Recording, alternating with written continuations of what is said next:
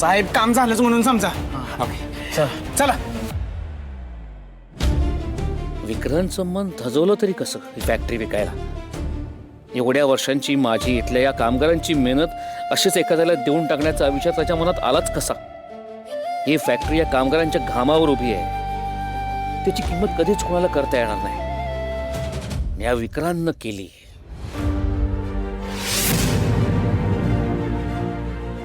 आबा चला, आरतीची वेळ झाली.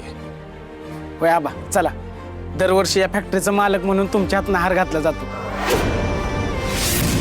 यावर्षी तुमच्याच हातनं हार घातला गेला पाहिजे. होय आबा, हे मान तुम्हाला मिळालाच पाहिजे.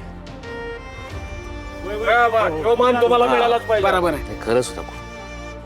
सगळं हातातून निष्ठत असताना मी आरतीचं ताट हातात नाही धरू शकत. सगळं दिसायला लागलंय. मी कोलमडून जाईन रे. नाही नको, तुम्हीच आरती करा. आबा असं कसं चालेल? आरतीचा मान हा तुमचा आणि तो तुम्हाला मिळालाच पाहिजे. हे बघा, मला माहिती आहे तुमच्या मनात कसली भीती आहे, पण काळजी करू नका. ही फॅक्टरी तुमची आहे आणि नेहमी तुमचीच राहणार आहे. त्यामुळे चला आता आरती करूया आपण. ऐक ना इंद्रा, आबा मी तुमचं काही ऐकणार नाही आणि मी तुम्हाला आरतीला फक्त असंच घेऊन जाणार नाही. मग चला. अरणबन फॅक्टरीची शान आरती समान. अरणबन फॅक्टरीची शान आरती समान. अरणबन फॅक्टरीची शान आरती समान.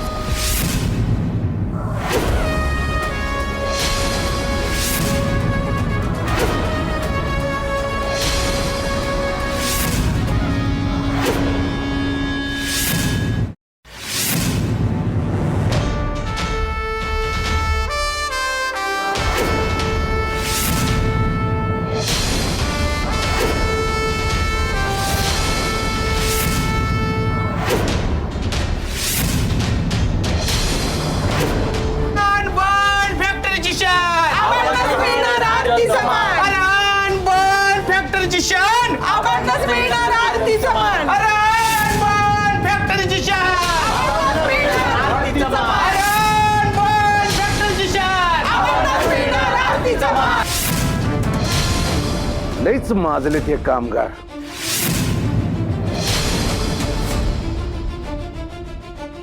चोरच झालाय शिरजोर. फॅक्टरी करतोय कमजोर. चोरच झालाय शिरजोर. फॅक्टरी करतोय कमजोर. आबा कोण पण काय पण म्हणून देत, पण आमच्यासाठी फॅक्टरीचं खरं मालक तुम्हीच आहे.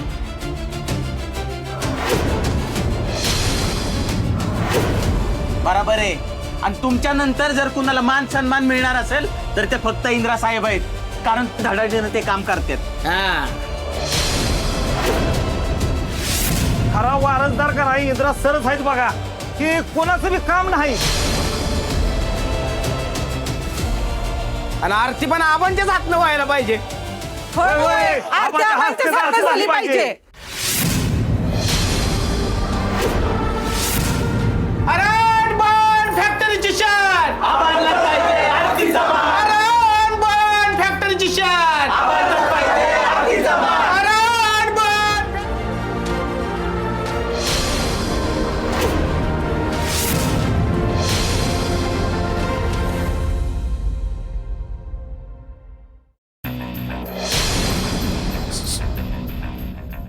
बघितलं का दादासाहेब, तुम्ही कितीही काहीही केलत ना तरी हे सगळे कामगार आबांनाच त्यांचा मालक मानत राहणार आहेत. आबांनी तुमच्या पैशाच्या जोरावरती ही सगळी फॅक्टरी उभी केली असं तुम्ही कितीही ओरडून खोटं बोललात ना तरी सुद्धा या सगळ्यांना माहिती आहे की पैशाच्या जीवावरती फक्त 4 भिंती उभ्या राहू शकतात. त्याच्यात जर जीव फुंकायचा असेल तर त्यासाठी माणसं लागतात आणि ही सगळी माणसं आबासाहेबांनी जोडली आहेत. आबांनी आणि ह्या कामगारांनी मिळून ही फॅक्टरी उभी केली. तुम्ही नाही. अरणबन फॅक्टरीची शान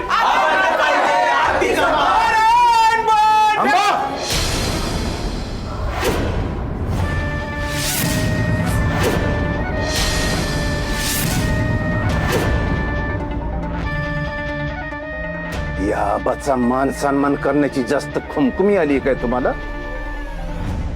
लय माज करू नका. तुमचा आणि तुमच्या आबाचा माज एका झटक्यात उतरवीन मी.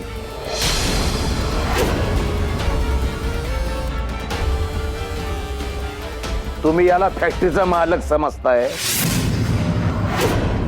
अरे हे ज्या जागेवर फॅक्टरी उभी केली आहे ना, ती माझ्या हक्काची जागा आहे, हे विसरू नका.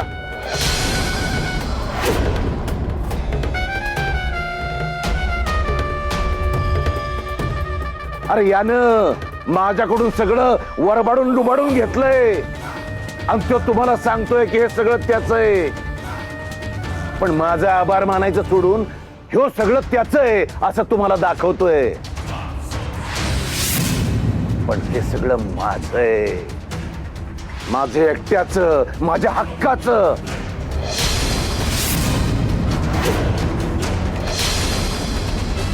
मी मालक आहे, यो दादासाहेब महाडिक.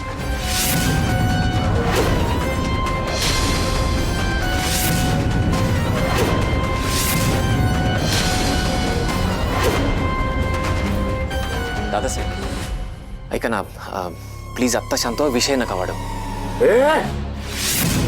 मध्ये बोल नकोस.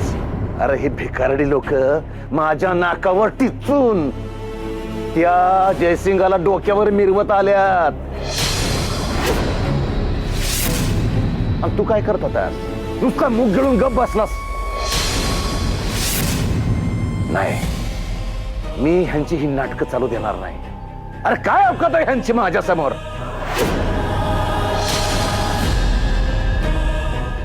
ही फॅक्टरी आमच्या नावावर आहे, अजून कागदोपत्री आमच्या नावावर आहे.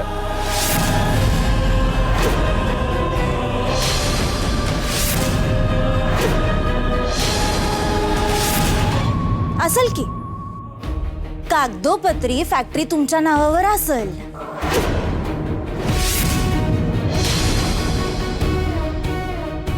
पण ती तुम्ही आमच्याकडून फसवून घेतली हे सगळ्या कामगारांना माहिती.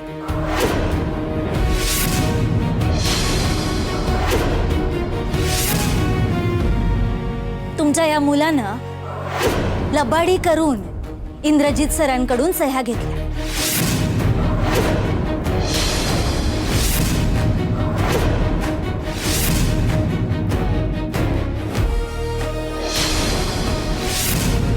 आता ती कशी घेतली, काय सांगून घेतली याचे पाढे आम्ही सुद्धा वाचू शकतो. पण ते काय घरचा विषय आहे ना, नाहीतर मनात आलं तर आम्ही कधीही कोर्टात जाऊ शकतो. मिस्टर विक्रांत,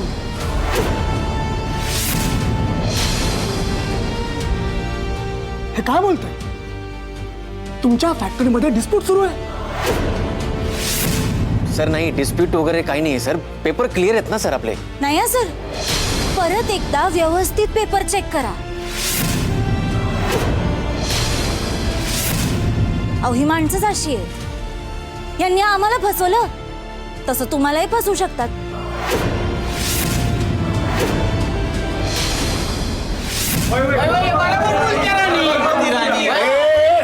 खबर पण ठेवा.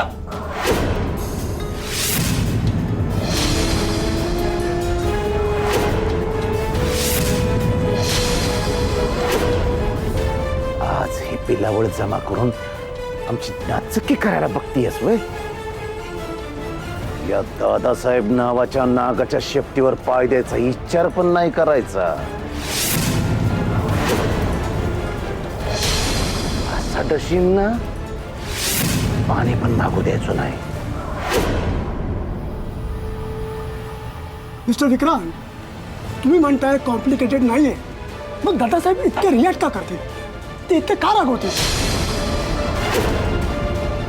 Something is fish. नाही नाही सर, हे बघा तसं काही नाही आहे. दादासाहेबांचा स्वभावच तसा आहे. मी बोलतो त्यांच्याशी. दादासाहेब का बस मध्ये बोल नकोस.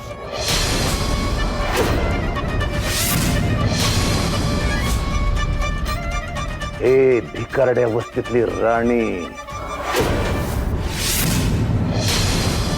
लोक तुला हुकुमाची राणी म्हणत असतील, पण म्हणून तुझा हुकूम तुझ्या या गुलामांवर चालवायचा, आमच्यावर नाही.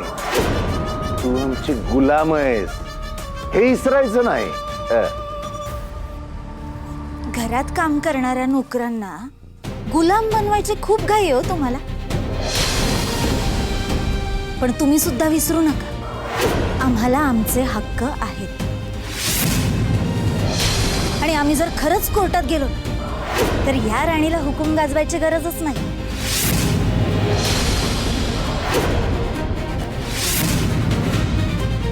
कोर्ट जो हुकूम करेल तो तुम्हाला ऐकावंच लागेल.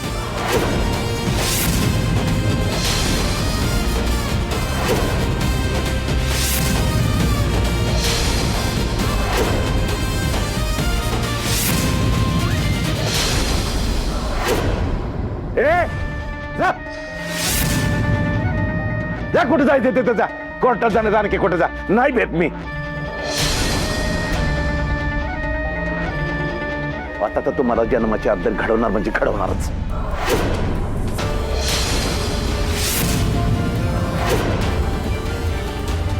मिस्टर विक्रांत, हे कोर्टात जाण्याचं बोलताय म्हणजे तुम्ही माझ्यापासून काहीतरी major लपवताय.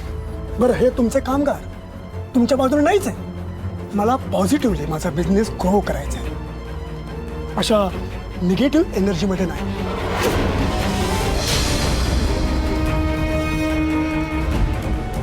So now I'm not interested in this deal.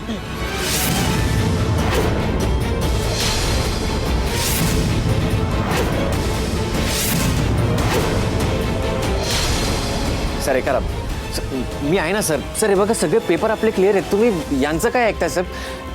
Sir हे बघा, काही प्रॉब्लेम असेल तर. मला तुमचे प्रॉब्लेम सॉल्व्ह करण्यात माझी एनर्जी वेस्ट करायची नाहीये. मला तुमचं काही ऐकायचं नाहीये. मी तुमची डील कॅन्सल करतोय.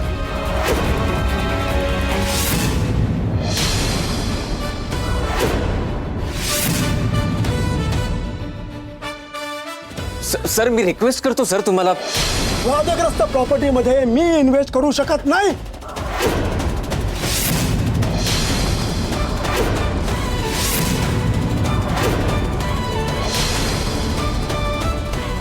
सर सर बघा, तुम्ही या लोकांचं ऐकून प्लीज डिसिजन घेऊ नका. सॉरी सर तुम्ही या वर्करचं ऐकून. सर ऐका ना माझं. सर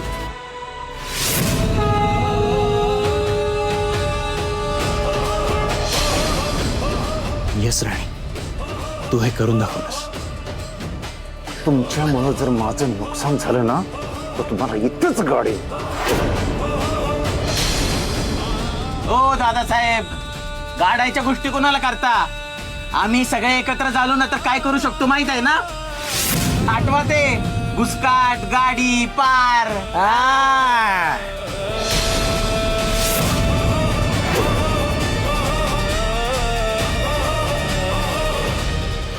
दादासाहेब,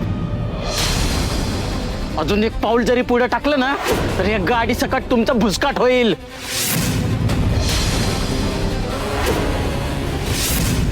काय करशील? अरे बोल ना, काय करशील? आता तर मी एका बी कामगाराला सोडणार नाही. सगळ्याला कामावून हाकलून टाकतो. अरे माझ्या जागेत मला मान देत नाही वय. मग तुमच्या माना कशा पेरगळायच्या आणि कशा झुकवायच्या हे मला चांगलं माहितीये. नाही तुम्हाला हाकलून दिलं आणि उपाशी मारलं तर नावचा दादासाहेब नाही.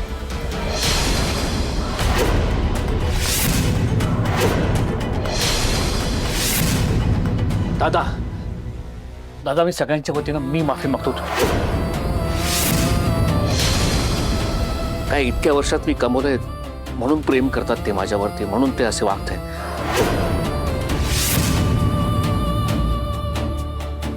पाया पडतो तुझ्या, पण हो, माफ कर. अरे आरतीचं मन तुझंच आहे, माझं काही नाहीये. माझ्यामुळे त्यांच्या पोटावर लात पडू नकोस प्लीज दादा. आलाच वय लायकीवर. अरे मान तर माझाच आहे. मी इथला मूळ मालक आहे.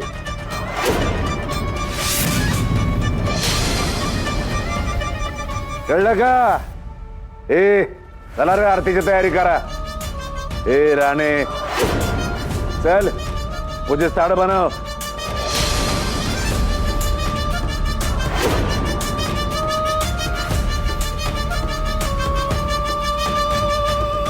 राणी, अगं आरतीचं ताट आणि मूर्तीचे हार तिकडे गाड्यावरच आहेत, मी घेऊन आले.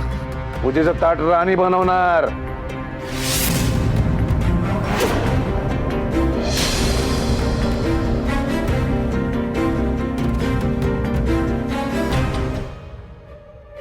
बघितलं ना, ज्याला तुम्ही देव मानता तो माझ्या मोहर कसा हात जोडून उभा होता.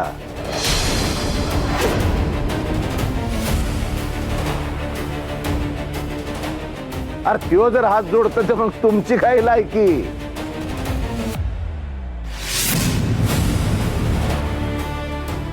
लायकीत राहायचं, कळलं का? नाही तर उपाशी मारावं लागेल.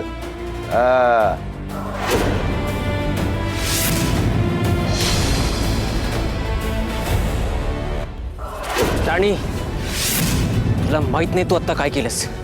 तुझ्यामुळे माझं खूप नुकसान झालंय.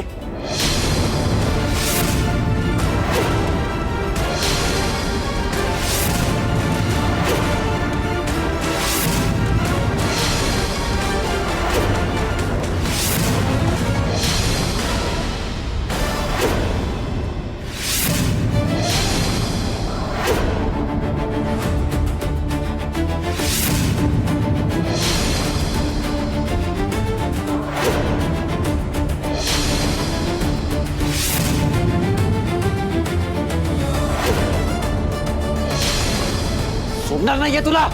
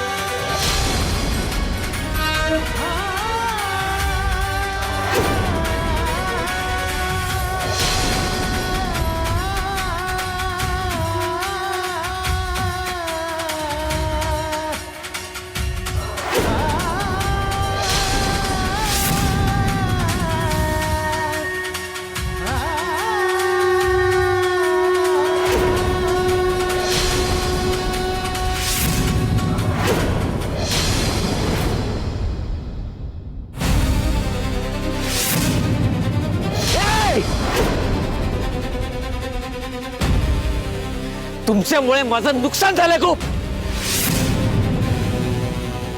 आता तुम्ही जे काही वागलात त्याची भरपाई प्रत्येकाला द्यावी लागणार आहे, लक्षात ठेवा.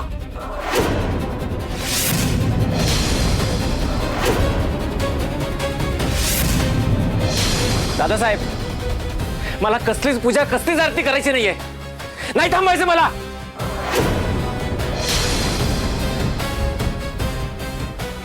बघा शेवटी मूळ मालकाच्या हातनच देवानं हार घालून घेतला. हा. खरंय, माझ्याकरता माझी सीतामाई आणि प्रभू रामचंद्र हेच आहेत.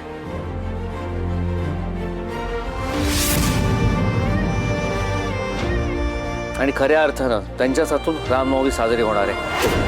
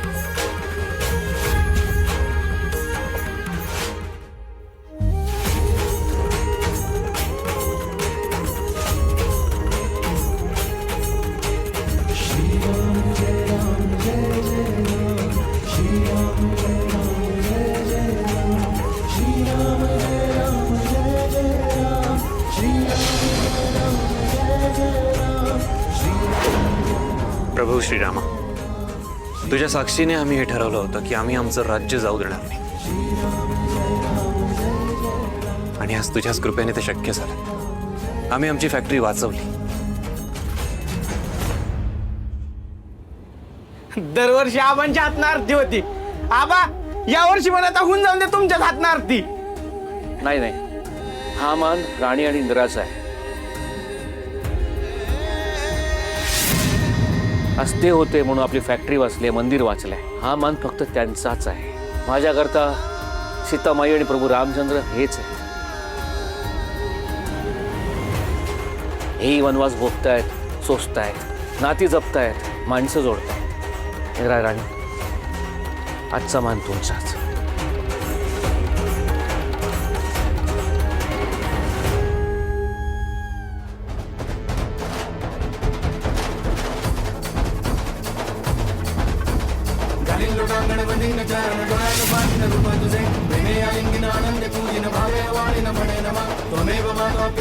प्रभू श्रीरामा, माझ्या दोन्ही लेकरांना लढायचं बळ येते. त्यांच्या पाठीशी उभा राहा. मग ते अख्खं जग जिंकून दाखवतील. प्रभू श्री रामचंद्र की जय.